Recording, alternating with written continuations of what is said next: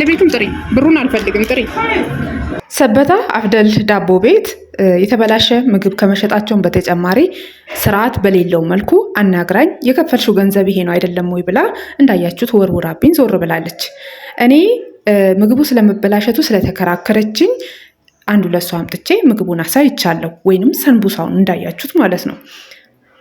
ሌላው ነገም ባለቤቱ ሊከራከር ስለሚችል ወይንም ደግሞ እኔ ጥፋተኛ ሁኜ ልገኝ ስለምችል በመረጃ ይዤዋለሁ።